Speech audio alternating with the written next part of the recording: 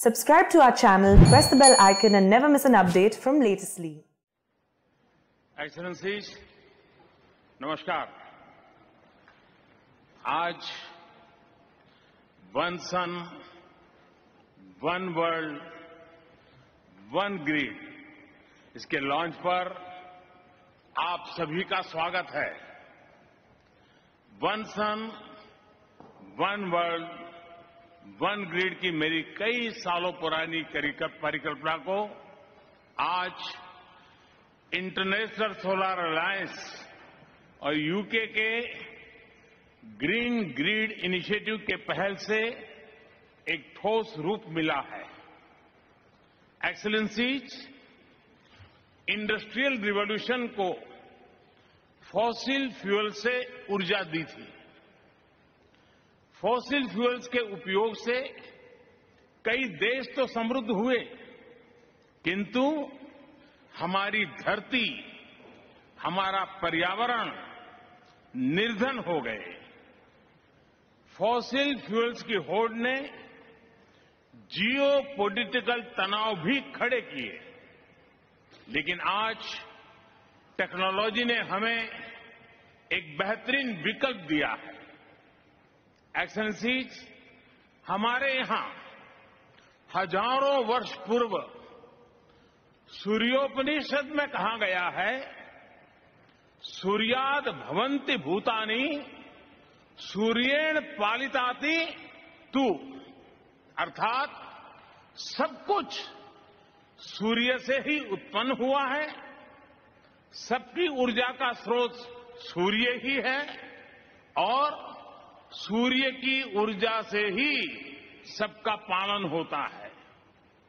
पृथ्वी पर जब से जीवन उत्पन्न हुआ, तभी से सभी प्राणियों का जीवन चक्र, उनकी दिनचर्या सूर्य के उदय और अस्त से जुड़ी रही है। जब तक यह प्राकृतिक कनेक्शन बना रहा, तब तक हमारा प्लेनेट भी स्वस्थ रहा। लेकिन आधुनिक काल में मनुष्य ने सूर्य द्वारा स्थापित चक्र से आगे निकलने की होड़ में प्राकृतिक संतुलन को डिस्टर्ब किया और अपने पर्यावरण का बड़ा नुकसान भी कर लिया। अगर हमें फिर से प्रकृति के साथ संतुलित जीवन का संबंध स्थापित करना है, तो इसका रास्ता हमारे सूर्य से ही प्रकाशित होगा। मानवता के भविष्य को बचाने के लिए हमें फिर से सूरज के साथ चलना होगा। एक्सेलेंसीज, जितनी ऊर्जा पूरी मानव जाति साल भर में उपयोग करती है, उतनी ऊर्जा सूर्य 1 घंटे में धरती को देता है और यह अपार ऊर्जा पूरी तरह से क्लीन है, सस्टेनेबल है। चुनौती सिर्फ इतनी है कि सौर ऊर्जा दिन में ही उपलब्ध है और मौसम पर भी निर्भर है। वन सन, वन वर्ल्ड, वन ग्रिड इसी चुनौती का हल है। एक वर्ल्ड वाइड ग्रिड से क्लीन एनर्जी हर जगह, हर समय मिल पाएगी।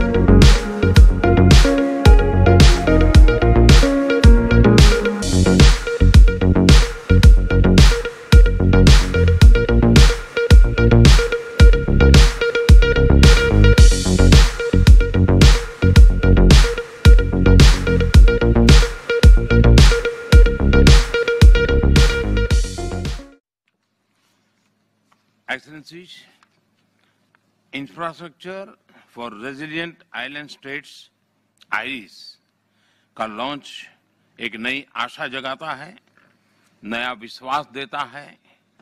ये सबसे वनरेबल देशों के लिए कुछ करने का संतोष देता है।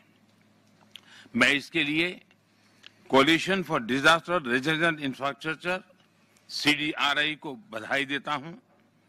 इस महत्वपूर्ण मंच पर मैं ऑस्ट्रेलिया और यूके समेत सभी सहयोगी देशों और विशेषकर मॉरिशस और जमैका समेत छोटे द्वीप समूहों के लीडर्स का स्वागत करता हूं, उन्हें हार्दिक धन्यवाद देता हूं। मैं UN सेक्रेटरी जनरल का भी आभार व्यक्त करता हूं कि उन्होंने इस लॉन्च के लिए अपना बहुमूल्य समय दिया। एक्सेलेंसी, पिछले कुछ दशकों ने सिद्ध किया है कि क्लाइमेट चेंज के प्रकोप से कोई भी अछूता नहीं है, चाहे वो विकसित देश हो या फिर प्राकृतिक संसाधनों से धनी देश हो, सभी के लिए ये बहुत बड़ा खतरा है। लेकिन इसमें भी क्लाइमेट चेंज से सबसे अधिक खतरा small island developing states seeds को है। ये उनके लिए जीवन मृत्यु की बात है, ये उनके अस्तित्व के लिए चुनौती है। क्लाइमेट चेंज की वजह से आई आपदाएं उनके लिए सचमुच प्रलय का रूप ले सकती हैं। ऐसे देशों के क्लाइमेट चेंज न सिर्फ उनके जीवन की सुरक्षा के लिए बल्कि उनकी अर्थव्यवस्था के लिए भी बड़ी चुनौती है। ऐसे देश टूरिज्म पर बहुत निर्भर हैं।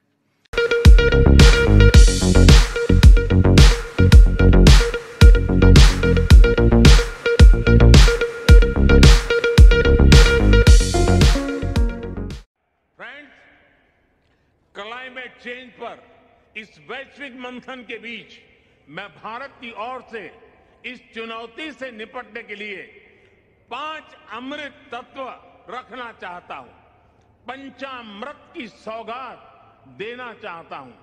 पहला, भारत 2030 तक अपनी नॉन फोसिल एनर्जी कैपेसिटी को 500 गीगावाट तक पहुंचाएगा। दूसरा, भारत 2030 तक अपनी 50% एनर्जी रिक्वायरमेंट रिन्यूएबल एनर्जी से पूरी करेगा। तीसरा, भारत अब से लेकर 2030 तक के कुल प्रोजेक्टेड कार्बन एमिशन में 1 बिलियन टन की कमी करेगा। चौथा, 2030 तक भारत अपनी अर्थव्यवस्था की कार्बन इंटेंसिटी को 45% से भी कम करेगा। और पांचवा, वर्ष 2070 तक भारत नेट जीरो का लक्ष्य हासिल करेगा। ये पंचामृत क्लाइमेट एक्शन में भारत का एक अभूतपूर्व योगदान होंगे।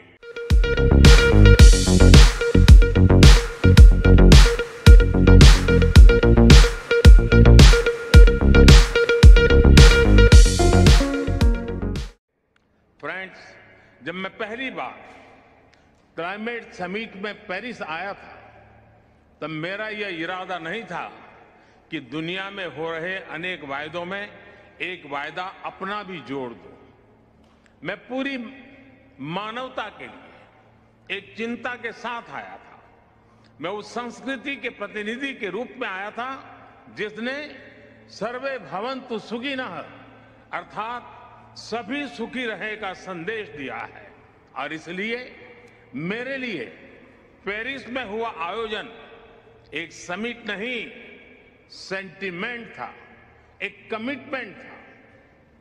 और भारत वो वायदे विश्व से नहीं कर रहा था, बल्कि वो वायदे 125 करोड़ भारतवासी अपने आप से कर रहे थे। और मुझे खुशी है कि भारत जैसा विकासशील देश जो करोड़ों लोगों को गरीबी से बाहर निकालने में जुटा है, जो करोड़ों लोगों की ईज ऑफ लिविंग पर रात दिन काम कर रहा है, आज विश्व की आबादी का 17% होने के बावजूद जिसकी एमिशंस में रिस्पॉन्सिबिलिटी सिर्फ 5% रही है, उस भारत ने अपना कर्तव्य पूरा करके दिखाने में कोई कसर बाकी नहीं छोड़ी है। आज पूरा विश्व मानता है कि भारत एकमात्र बड़ी अर्थव्यवस्था है जिसने पेरिस कमिटमेंट पर लेटर एंड स्पिरिट में डिलीवर किया है। हम संकल्पबद्ध होकर हर संभव एफर्ट्स कर रहे हैं, परिश्रम कर रहे हैं और परिणाम लाकर दिखा रहे हैं।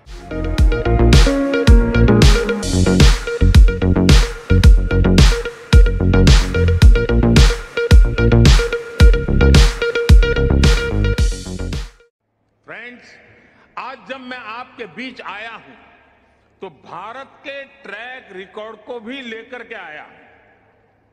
मेरी बातें सिर्फ शब्द नहीं हैं, ये भावी पीढ़ी के उज्जवल भविष्य का जयघोष है। आज Bharat installed renewable energy capacity में विश्व में चौथे नंबर पर है। बीते 7 वर्षों में भारत की नॉन फॉसिल फ्यूल एनर्जी में 25% से ज्यादा की वृद्धि हुई है और अब ये हमारे एनर्जी मिक्स का 40% पहुंच गया है। फ्रेंड्स, विश्व की पूरी आबादी से भी अधिक यात्री भारतीय रेल से हर वर्ष यात्रा करते हैं। इस विशाल रेलवे सिस्टम ने अपने आप को 2030 तक नेट जीरो बनाने का लक्ष्य रखा है।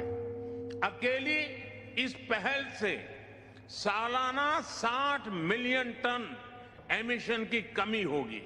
इसी प्रकार हमारे विशाल एलईडी बल्ब अभियान से सालाना 40 मिलियन टन एमिशन कम हो रहा है। आज भारत दृढ़ इच्छा शक्ति के साथ ऐसे कई सारे इनिशिएटिव्स पर तेजी से काम कर रहा है। इसके साथ ही भारत ने अंतर्राष्ट्रीय स्तर पर दुनिया का सहयोग करने के लिए इंस्टीट्यूशनल सॉल्यूशन भी दिए हैं। सोलर पावर में एक क्रांतिकारी कदम के रूप में हमने इंटरनेशनल सोलर अलायंस की पहल की। क्लाइमेट एडप्शन के लिए हमने coalition for disaster resilient infrastructure का निर्माण किया है। ये करोड़ों जिंदगियों को बचाने के लिए एक संवेदनशील और महत्वपूर्ण पहल है।